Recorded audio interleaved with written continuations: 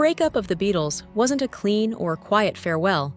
It was a storm of bruised egos, creative riffs, and personal betrayals that shattered one of the greatest bands in music history. Behind the curtain of global fame and Beatlemania, tensions had been simmering for years. John Lennon's deepening bond with Yoko Ono unsettled the group's dynamic.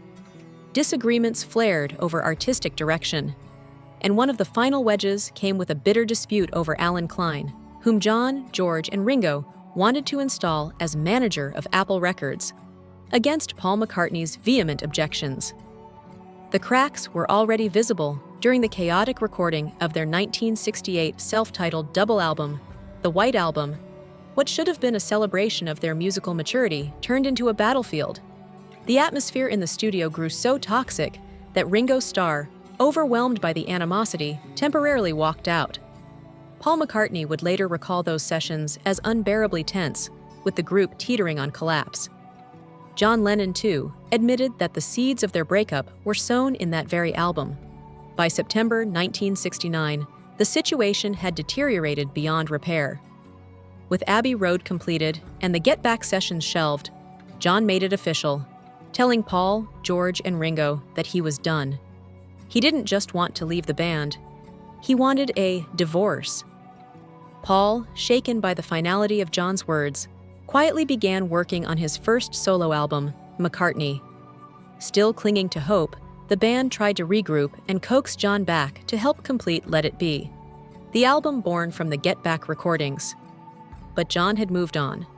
Undeterred, Paul, George, and Ringo pressed ahead without him, recording I Me Mine to help finish the project.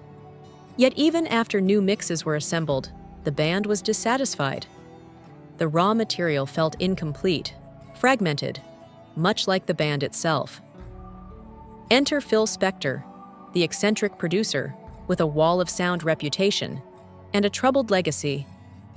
Brought in as a last-ditch effort to salvage the sessions, he reworked the tracks into a more polished form. This became the final Let It Be album, released alongside the film in May 1970. Meanwhile, Paul was preparing to go public with his exit. He planned to release McCartney in April, complete with a printed statement that effectively confirmed the Beatles were no more. But tensions reached a boiling point once again. Concerned that Paul's solo release would overshadow Let It Be, and furious that Paul was refusing to coordinate with Apple due to his disdain for Klein, John, George, and Ringo pushed back. They asked Ringo to personally deliver a letter to Paul's home, requesting he delay his album's release. The confrontation was explosive. Paul saw the gesture as an ambush. Furious, he erupted at Ringo and ordered him out of his house. The message was clear. The unity that once defined the Beatles had crumbled, and there was no going back.